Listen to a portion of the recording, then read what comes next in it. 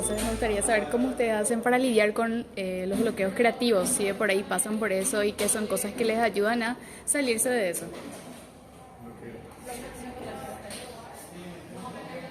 Bueno, bloqueo hay de muchas clases, porque después está también el bloqueo laboral que no te deja escribir, ¿verdad? Pero bueno, esos son otros problemas.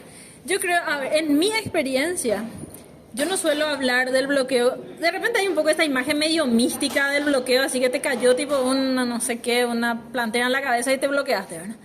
Pero no está, yo creo que no es tanto así. En mi caso, cuando hay un bloqueo es porque estoy frente a un problema que yo todavía no sé cómo resolver.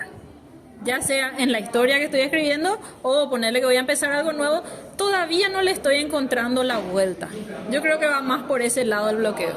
Sobre todo, si te agarra en medio de algo que estás haciendo, es porque no estás viendo por dónde te tenés que ir. Y si es antes de empezar, es porque a lo mejor no le estás viendo todavía realmente qué tiene tan de interesante esa historia como para que vos hagas el esfuerzo de sentarte a escribir y a trabajar, ¿verdad? Entonces, ¿qué hacer? Lo mismo que hacemos en todos los ámbitos de la vida, buscar soluciones. Buscar soluciones y si nos chocamos con una pared, date la vuelta, buscar por otro lado. Para mí ahí está la clave del bloqueo, buscar soluciones y si decir, esto no me está llamando la atención, ¿por qué? ¿Qué es lo que yo realmente quiero decir? ¿Qué es lo que a mí me interesa? ¿Qué es lo que quiero compartir con el mundo? Y ahí van a ir surgiendo las respuestas. Y a veces hay que darle un poquito de tiempo también al cerebro, ¿verdad? El famoso se queda trabajando en segundo plano, dicen, ¿verdad? Entonces, a veces damos un poco de espacio y las respuestas vienen. Yo creo que esa es al menos mi experiencia. Particularmente les puede pasar que les llegue la necesidad de realizar un trabajo por encargo, un guión por encargo, que tengan un examen en tal fecha. Nos contó su profesor, que ustedes tienen que realizar guiones cortos en cierto año, después tienen que realizar mediometrajes, después ya largometrajes a partir de la misma idea. Entonces, ¿cómo se lidia con eso? Ideas nosotros vamos a tener en la cabeza dando un montón de vueltas. En algún momento, la única forma para mí de lidiar con eso es sentarnos y pensar. Aunque no lo crean, esa es una de las partes más difíciles que existen, porque estamos bombardeados por un montón de cosas todo el tiempo, pero sentarnos y pensar, aunque sea media hora, sobre nuestra idea, como dijo Patti, hacernos todas esas preguntas incómodas, profundizarlas nosotros mismos y estar ahí, y si alguien más nos ve va a pensar que somos unos vegetales, no importa, porque tenemos que resolver eso. Estamos trabajando, aunque no lo parezca. Ese es un tipo de bloqueo, el cómo elegir la idea adecuada. Puede estar bloqueo de cómo llevar esa idea a una historia. Para eso existen las estructuras y las propuestas conceptuales esas. Mi propuesta siempre va a ser convertirla en premisa y fíjate cómo resulta. Si te suena atractivo y si tu intención está visible todavía ahí, métele adelante, desarrolla la idea. Después elegís si va a ser de formato largo, si va a ser para cómic, si va a ser para prosa, poema, ensayo, cine, el cómic, lo que sea. Después está el bloqueo de cuando te sentás a escribir, que te sentás y no pasa absolutamente nada, no sabes por dónde empezar. Hay ejercicios para eso también, pero normalmente el mayor desafío, al igual que sentarse y pensar, es sentarse y estar ahí sentado frente a la pantalla, sin ir a un video de YouTube, sin ir a tu celular, sin abrir Twitter. Sentarte frente a la pantalla en blanco. A veces yo suelo poner música inspiradora, Epic Music pongo en YouTube, o si no, Dark Academia, depende del tipo de humor que tengo y el tipo de escena que quiero construir, a ver si me ayuda también a centrarme un poquitito en eso. Y después empiezo a escribir y puede ser una porquería, pero no importa, porque lo importante para mí es terminar ese capítulo o esa escena y después terminar el manuscrito en sí mismo, porque ese primer manuscrito no hay que mostrárselo a nadie, es una falta de respeto. Y Patricia, por ejemplo, me asesinaría si yo le envío un primer manuscrito. Yo no envío un manuscrito sino hasta su segundo o tercer borrador. Y dice Neil Gaiman justamente que a partir del segundo manuscrito es tu oportunidad para probarle al mundo que sabías exactamente lo que estabas haciendo desde el principio.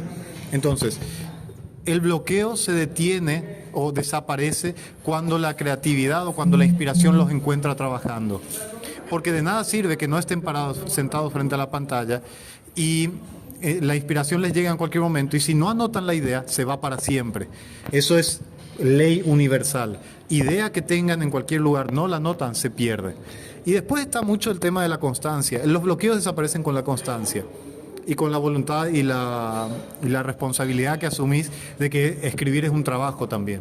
Entonces, estás ahí sentado frente a la pantalla, no pasa nada, escribí un par de palabras, no pasa nada, las borrás, volvés a experimentar y de repente estás escribiendo, te viene la inspiración, escribiste 1500 palabras y no sabes cómo. Entonces eso, que la inspiración te encuentre trabajando para todos los aspectos del bloqueo. ¿Cómo construyen sus personajes? Es decir, ¿cuál es la base? ¿La realidad? ¿Alguna otra fuente de inspiración? Primero las damas, entonces. Bueno, realmente es una pregunta que me encanta porque una de las partes que más me gusta de todo lo que es la escritura es justamente la construcción de los personajes. Yo creo que, de alguna manera todos los escritores tomamos un poco de todo. No solamente, o sea, inevitablemente va a haber partes de la realidad que se van a colar por más fantástico que sea, de repente, fantástica que sea tu historia o novedosa que sea o la historia o el mundo que presentan. Pero yo creo que la clave, y esto es lo que a mí más me gusta, está en conocerle a nuestros personajes. Y a ver, esta es una anécdota, tengo una serie de novelas cortas justamente que estoy escribiendo hace más de 12 años ya a esta altura. Todavía no la publiqué, tengo tres novelas cortas terminadas y estoy viendo cuándo justamente para publicarlas. Y justamente hace poco mi marido volví a releer, que es justamente uno de mis primeros lectores beta, y él decía, qué gusto reencontrarme con los chicos después de como 2 años, me dice, porque pasó todo ese tiempo entre la anterior y la ahora.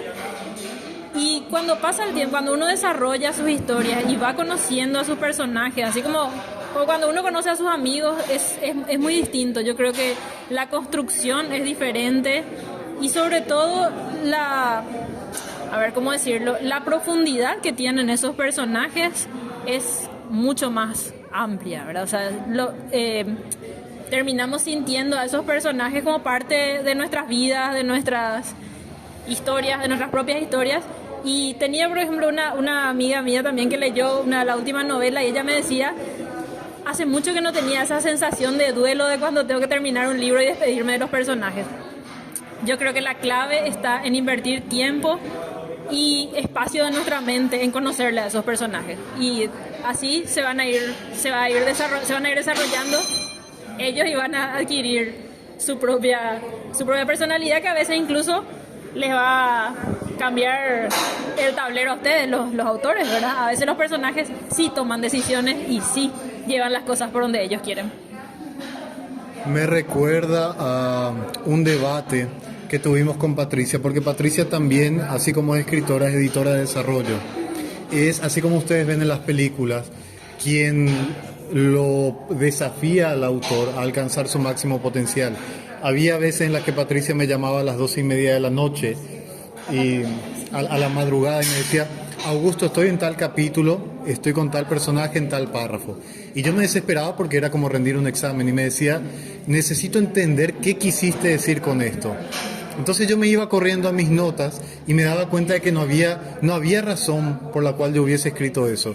No había algo que desarrollara a los personajes, no había algo que hiciera avanzar la trama y por ende no aportaba absolutamente nada a la historia. Y finalmente llegaba yo mismo a la conclusión, sin que ella me lo dijera, ella me hacía la pregunta incómoda: ¿qué aporta esto?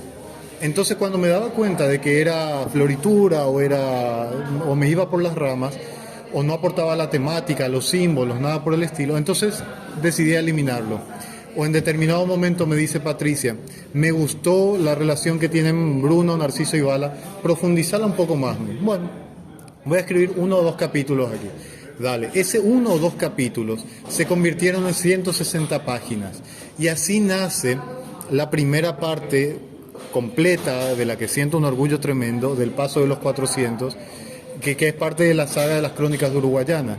Y en mi caso yo construyo a mis personajes a partir de todos esos conocimientos, retroalimentación, idas y vueltas, etcétera, a partir del sistema de un autor que admiro muchísimo y se llama Brandon Sanderson. Él tiene clases online en las cuales habla también de esto, y justamente nosotros ahí tenemos a Navet Cecitro, que trabaja como ilustrador para Brandon, lo cual es un logro gigantesco. Y Brandon clasifica las partes que componen a un personaje de la siguiente manera: pasado, relaciones, obligaciones, motivaciones y sensibilidades. Nuestro trabajo consiste en desarrollar todo eso. Inclusive hay autores que entrevistan a sus propios personajes como si fueran reporteros. Pero así como dijo Patricia, lo importante es conocer, encontrar una manera de conocer a los personajes. Cuando tenemos a nuestros personajes, empezamos a hablar de premisas. La premisa es la manera más rápida de contar una historia en su esencia. Por ejemplo, decir... sí, podemos hacernos preguntas, o si yo les dijera, en una galaxia, en medio de la galaxia, en el futuro, un príncipe guerrero debe aprender a mejorar sus habilidades, o debe aprender a usar sus habilidades si quiere derrotar al emperador galáctico y salvar a la princesa. Entonces todo el mundo sabe que yo estoy hablando de Star Wars. La premisa es el esqueleto de toda historia y está compuesta por el lugar en el que se desarrolla, quién la desarrolla, pero no hablamos de nombres específicos, sino de la esencia del personaje, una acción básica que va a realizar a lo largo de toda la trama, que todas las acciones de la historia se van a derivar a partir de eso, cuál es su objetivo y cuál es su obstáculo, que puede ser un antagonista, puede ser algo interno, etc.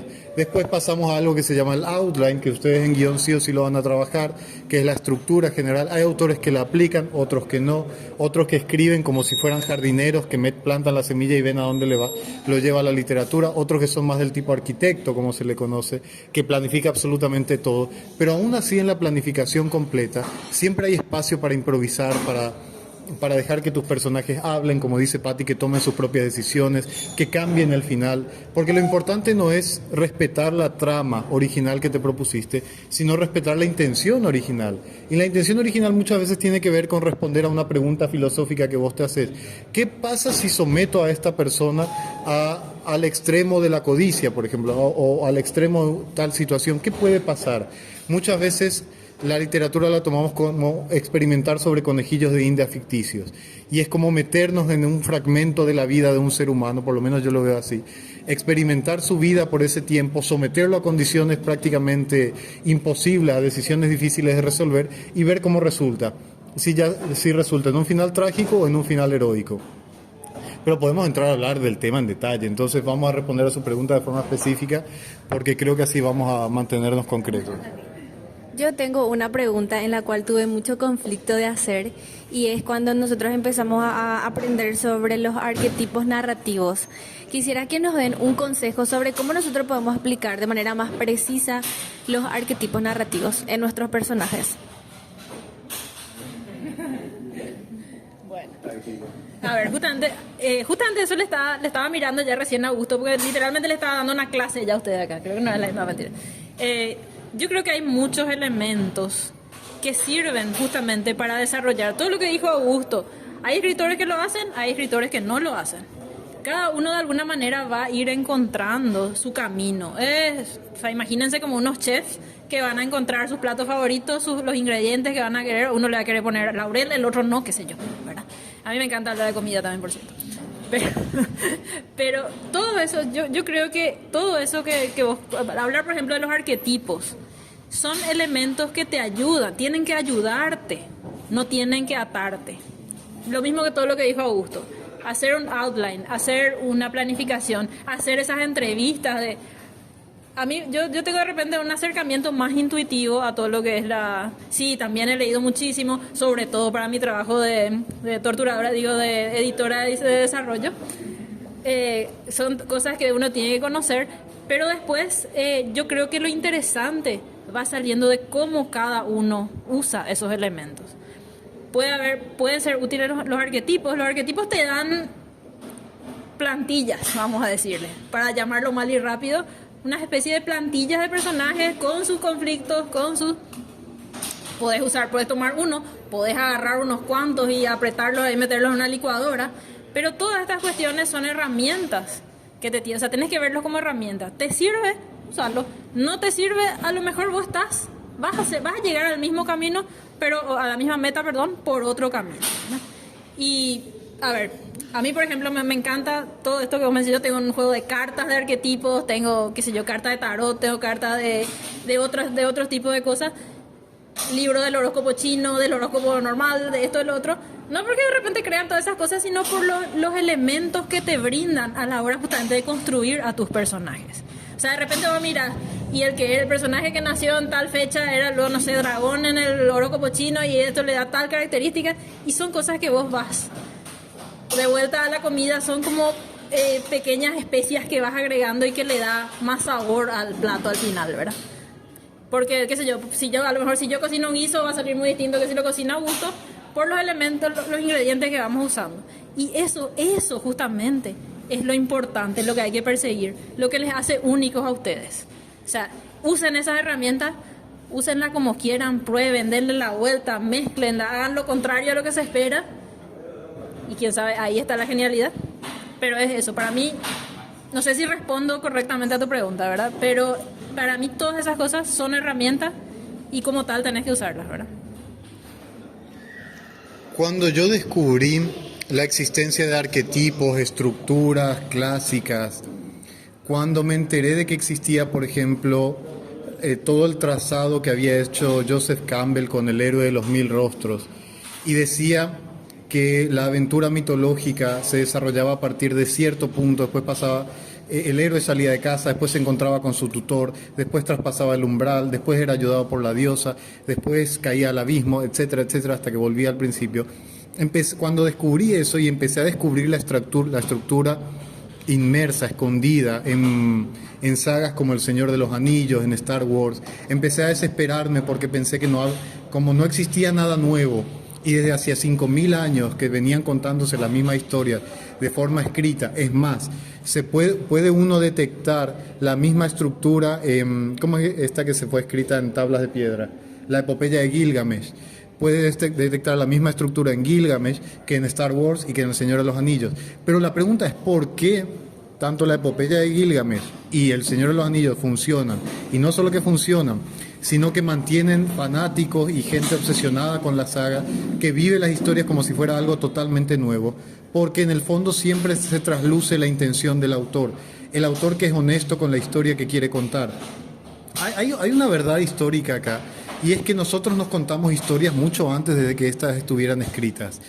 Entonces, cuando nos cuentan una historia, nosotros ya estamos predispuestos a tener ciertas expectativas sobre ella. Cuando se rompen estas expectativas, quedamos insatisfechos. Es lo mismo que yo le diga, no saben lo que me acaba de pasar. Me chocaron acá a la vuelta del Mariscal López. Ah, me van a decir. ¿Y después el resto? ¿Y cuál es ese resto? Se infiere a partir de Aristóteles en su libro Ética Nicómaco, que el ser humano, cuando va a tomar una decisión, cuando procede a llevar a cabo una acción, pasa por un proceso de deseo, duda, deliberación, elección y acción, en el cual, si no desarrolla alguno de esos pasos, entonces prácticamente está fallándose a sí mismo como ser humano, digamos. O sea, no hay acción sin todo ese proceso previo. Extrañamente y de la misma forma, cuando nos cuentan una historia, si no conocemos el objetivo inicial de la persona, si no conocemos esa duda, si no conocemos esa deliberación, me lanzo, no me lanzo, qué pierdo, qué riesgos corro, finalmente ese momento en que realiza una elección y finalmente realiza la acción, se produce lo que conocemos como una escena, o se termina una historia, el deseo inicia una historia. Entonces, eso es inherentemente humano, y las historias son fragmentos de la vida humana o del pensamiento humano o de la existencia misma, relatados a través de la ficción. Entonces, no importa que existan estructuras milenarias que engloben ese proceso, lo importante es que nosotros nos sintamos confiados en que nuestra voz, a partir de alguna de estas estructuras que tienen 1000 formas hoy en día, entonces finalmente llegue a una conclusión satisfactoria, no solo para el lector, sino para nosotros mismos. ¿Qué quería yo decir al empezar a contar esta historia? Tal cosa. Lo dije una vez que terminé el primer manuscrito. Sí, no. ¿Cómo puedo perfeccionar eso? Para eso están los editores, para eso están los script doctors, con los que trabajan los guionistas, porque miles y miles de historias se parecen unas a otras. No hay que tener miedo, porque lo que contemos nosotros, si somos honestos con nuestro contexto, con nuestras intenciones, con nuestra filosofía, con nuestros recuerdos, con nuestras influencias, etcétera, etcétera, va a ser original. Y por eso El Señor de los Anillos es tan popular hoy en día, por más de que use una estructura de 5000 años de antigüedad. Gracias. ¿Alguien más quiere preguntar algo? ¿Puedes repetir lo de Aristóteles? Quería retener un poco. No lo especifica, pero se infiere que el ser humano pasa por un proceso de deseo, duda, deliberación, elección y acción. Por ejemplo, Patricia, cuando tuvo que prepararse para la charla de ahora, primero le llega lo que se conoce como el evento incitante. Patricia, tenés que dar una presentación en Buenos Aires sobre este tema. O sea, Augusto me llamó y me comunicó nomás ya que tenía que dar una presentación. Yo le mandé un sticker de Flork, por ejemplo, como respuesta. Y entonces, ¿qué pasa? Patricia entra en el deseo de decir, sí, bueno, fantástico, yo quiero dar esta charla. Pero, opa, no es tan fácil, empieza a dudar de sí misma. ¿Qué es lo que tengo que hacer? ¿Cómo lo voy a hacer? Empieza a deliberar, empiezan a aparecer aliados y obstáculos, como Víctor Jacinta Flecha que le dijo... ¿Pero qué caracteriza a tu generación? Eso. Y entonces ella entra en ese proceso de deliberación hasta que finalmente toma la elección de decir, bueno, esto es lo que caracteriza a mi generación, esto es lo que voy a decir en la charla, y su acción es empezar a escribir. Da inicio a una nueva escena, a una nueva historia, que es la de Patricia presentando eso en Buenos Aires. Entonces, si resumimos el actuar humano en esos 5 factores, podemos decir que es universal, que existe, y que todo esto que estamos aprendiendo, los arquetipos, las estructuras, el proceso en realidad es volvernos conscientes de algo que ya existe, porque al volvernos conscientes, al realizar un aprendizaje plenamente consciente, podemos el día de mañana alterar ese proceso y ver qué resultados produce. Voy a contar justamente a partir de eso algo que es muy interesante y que es que nosotros como seres humanos de manera intuitiva tenemos este conocimiento. No es necesariamente, no lo sabemos de repente decantar así en conceptos, pero sabemos demasiado bien cuando una historia funciona y cuando una historia no funciona. Y eso le pueden preguntar a alguien, o sea, un licenciado en letras o al niño que se encuentren ahí en la feria, y los dos van a decir, funciona, no funciona, tal cosa. Nuestro cerebro de alguna manera está preparado y está acostumbrado a eso. Y de ahí que es muy interesante justamente entender estas cosas para guiar al lector. Yo creo que eso es un paso muy importante de la profesionalización. Nosotros no hablamos de profesionalización para decir, ay, yo soy más capo, yo estudié más, yo leí más libros. No. Toda escritura, tanto de literatura como de guión, es un acto de comunicación. A fin de cuentas, ¿qué queremos nosotros? Que el otro conozca, entienda nuestra historia y vea a lo mejor la visión del mundo que le compartimos. Entonces, ¿para qué esa profesionalización? Para entender todos estos elementos que existen y que ya vienen, como dice Augusto, hace 5.000 años decantándose de a poquito, y poder usarlos de manera deliberada. Esa es la clave. Usar esas herramientas que tenemos. Y de ahí viene sí ya mucha experimentación, ¿verdad? ¿Qué herramientas le son más cómodas a uno, a otros? Por eso hay escritores que son súper planificadores. Después de tener a Stephen King que agarra, se sienta y se sienta, ¿verdad? Y escribe. No es que tipo va a decir, bueno, yo quiero que... Y a veces se nota un poquito, a veces decía cada 200 páginas a lo mejor podíamos quitar, ¿verdad? Pero cada uno tiene su método y a fin de cuentas eso. ¿Por qué? O sea, imagínense hace cuántos años que la humanidad cuenta historias, hace cuántos años que la humanidad escribe. ¿Por qué seguimos diciendo que hacen falta más libros, más cosas? Si como dice Augusto, venimos hablando de las mismas premisas, los mismos temas, las mismas estructuras. Porque cada uno de nosotros es único. La experiencia que tienen cada uno de ustedes, nunca nadie más la va a tener en este mundo. Entonces, nadie puede hacer lo que ustedes van a hacer. Así que hagan.